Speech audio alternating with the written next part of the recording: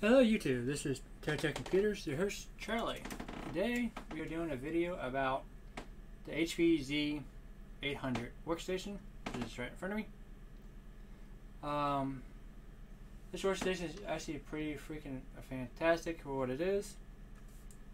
You look at this workstation and single or dual processor configurations. Max RAM-less system can go all the way up to 96 gigs of RAM, providing you have both processors configured. Otherwise, you're stuck using the first 6 slots, which is 24 gigs.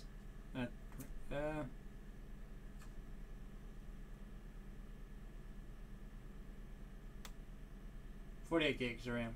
Sorry, I'm a little sleepy. I do apologize. But back to the system. This system also has the current configuration of the system is an 850 watt power supply. It has a Xeon E5520 processor with hyperthreading. Currently the temperature is at 50 Celsius, so it might jump up higher on 1 Cinebench. As to the RAM, it has 8 gigs of dual channel DDR3 RAM. Motherboard is a custom board from HP. Has a basic DVD burner, what have you. The HD PVR2 is my capture card, which is sitting on the side here, which I use for all my videos, so you guys can see what I see from the screen on your side as well, like a mirror image, if you will. The system also comes with a 1 GB Nvidia Quadro FX 3800 video card. It uses one single 6-pin power connector. It's not the fastest, but that's what it came with. And then your basic DVD RAM drive for burning and writing DVDs, reading them. You get the idea. On the back I/O you have PS2 connectors, serial connector, dual Ethernet connectors, 6 USB 2.0 connectors, a firewire connector, and your audio and video mic, and then aux cable. On the front you have, I do believe, 3 more USB ports, mic and speaker jack or headphone jack, whichever you prefer to use it, and an extra firewire port as well. And the system itself has room for 2 processors, 12 slots for RAM, has 2 16x slots, and a bunch of 4 and 6x slots on the board. So you have multiple ways to expand what you need.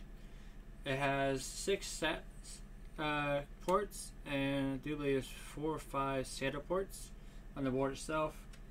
Sadly, the system only holds 4 drives in general. Now if you pop out the front disk drive and bay and add external configuration, you can have up to another additional 4 more drives, or 5 depending on if you're using 3.5 inch to 5.25 inch. Now if you do the 2.5 inch to 5.25 inch, you can have up to, I think, 12 2.5 inch drives, providing you have enough connectors free for your motherboard and the external plane to handle all the data transfer between the drives itself, and there's enough SATA connectors to handle it as well.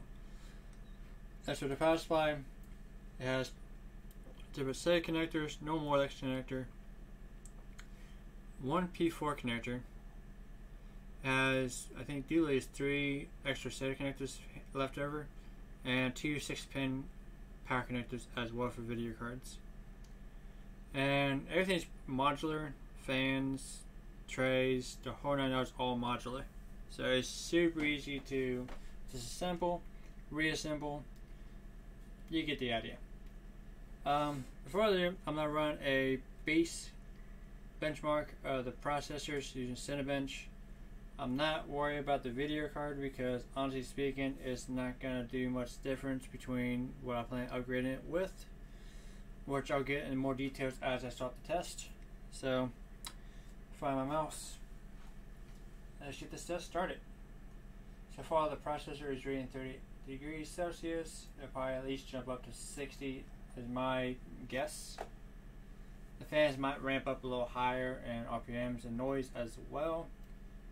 So you get the idea.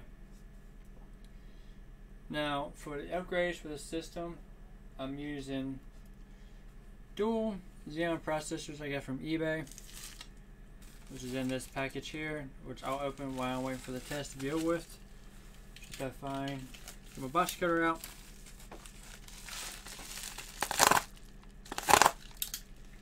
Cut the plastic open.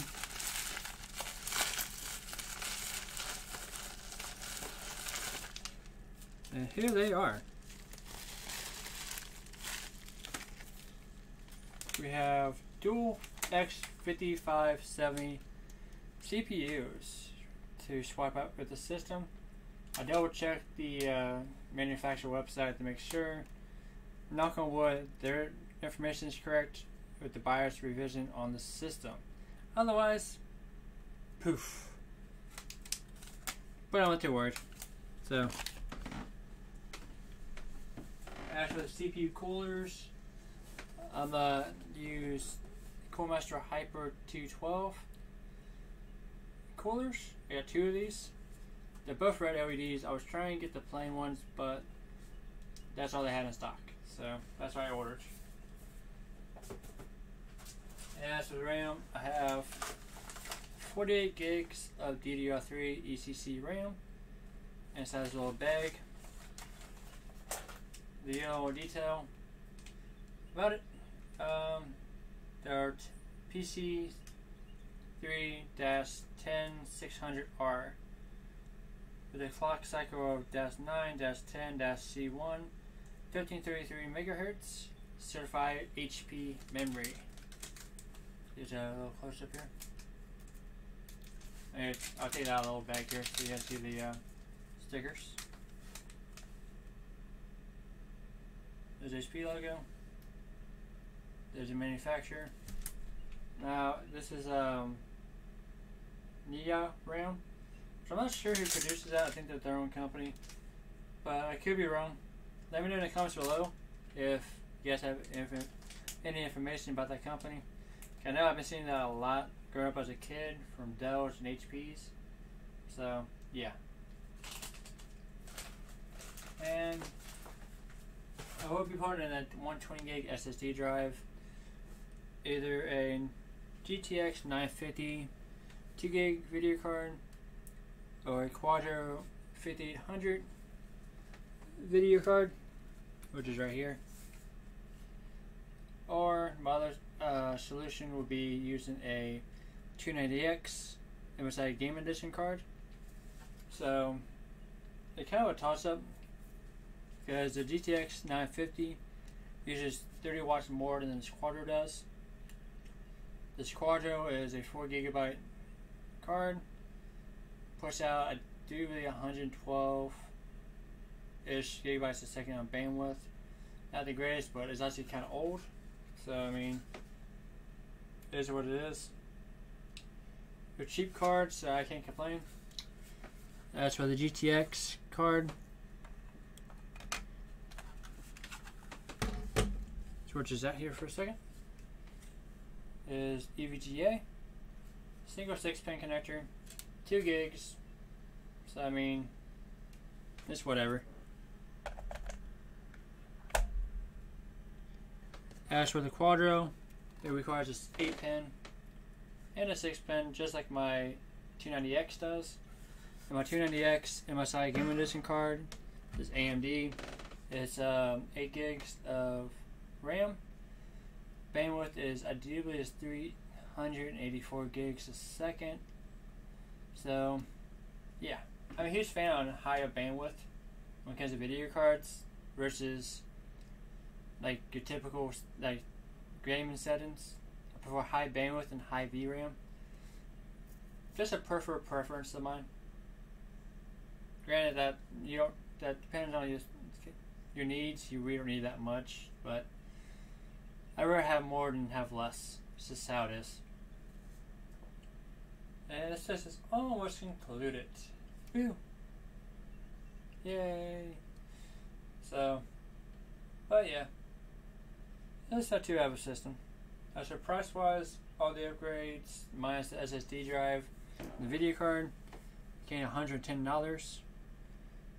I get the RAM and processors on eBay.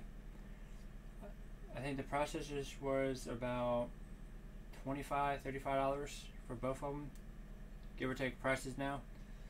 RAM, dude, I paid about 50-ish for it, and the two coolers cost me about $25 a piece from Newegg, so about $110, $120 for everything, give or take price wise, not from today versus when I got them. And as for the system was like $30 or $40 from the used recycle place down the street from where I live at.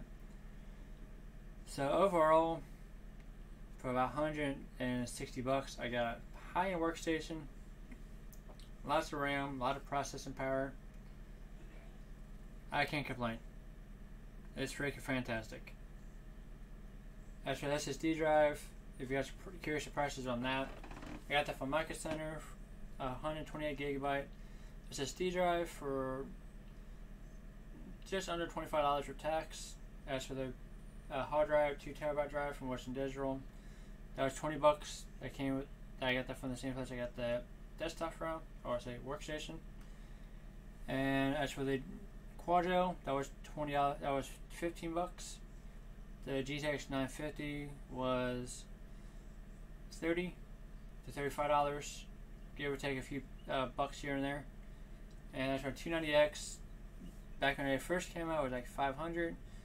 Now used on eBay, they go for about between $90 to $120. So you guys have some fluctuation. So I went with the 290X. Total system price of everything, it would be about $280, give or take. So I mean, that's the max amount of money. I know the RAM's maxed out at 96 gigs, but 48 gigs is not bad for the price I paid for it. Because you get 96 gigs for the system, you're looking about $120 to $150, give or take, RAM prices right now. So I'm not complaining. So as for the test, we got a lousy 776 points. It was barely beat a i5 5300U. Really? That's a bit sad, isn't it? And CPU got just under 50. So I mean, that's cool. The points, as they say in Hero Lines, anyways, the points don't matter. But anyways, this is just a base video before the upgrades start, which I'll do a follow-up video of that, and then after everything's done and over with, the third follow-up video would be the benchmarks of 3D Mark, PC Mark, Cinebench, and 4Mark with the new hardware installed, and we should be ready to go. So yay! So anyways, I would thank you guys for watching. Like and subscribe, really helps the channel out, and I'll see you guys next time. Peace.